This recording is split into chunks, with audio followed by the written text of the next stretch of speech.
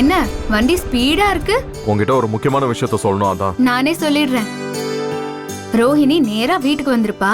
நீங்க சொல்ற மாப்பிள்ளையவே கல்யாணம் பண்ணிக்கிறேன், அடுத்த முகூர்த்தத்துல நல்ல தேதியா பாருங்கன்னு சொல்லிருப்பாளே. சொல்லிருப்பா, கண்டிப்பா அதான் சொல்லிருப்பா. ஏன்னா நர்மதாவோட ட்ரீட்மெண்ட் அப்படி. ஏகப்பட்ட பிட்டெல்லாம் எக்ஸ்ட்ராவா வேற போட்டிருக்கேன். அதெல்லாம் அவன் மனசுக்குள்ள பூந்து அப்படியே மனசை மாத்தி உங்ககிட்ட சரண்டர் ஆயிருக்குமே. நான் ரோஹிணி மனசை மாத்திரன்னு சொல்றப்போ பாட்டி கூட லேசாதான் சந்தேகப்பட்டாங்க. நீங்க தான் ரொம்ப ஓவரா சந்தேகப்பட்டீங்க. அது உங்க மூஞ்சில அப்பட்டமா அப்படியே தெரிஞ்சது. இப்பவாவது இந்த நர்மதாவோட பவர் என்னங்கிறது தெரிஞ்சதுல்ல? சரி சரி, டைம் வேஸ்ட் பண்ண வேண்டாம். ட்ரீட் எப்போ? எதுக்கு? எதுக்கா? நான் ரோஹிணி மனச மாத்திருக்கேன். அவ கல்யாணத்துக்கு ஒத்துட்டு இருக்கா. இதெல்லாம் நடந்துச்சுன்னு உனக்கு யார் சொன்னா?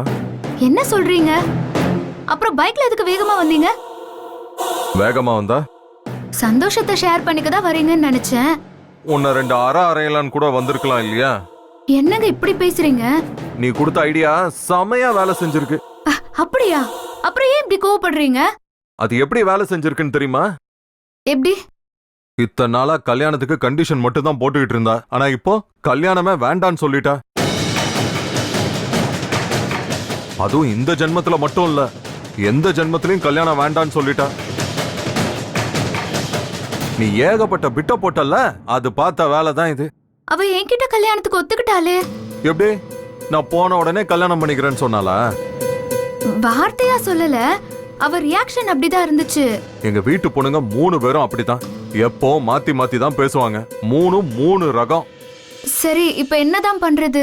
வேற என்ன, கல்யாணம் தான்.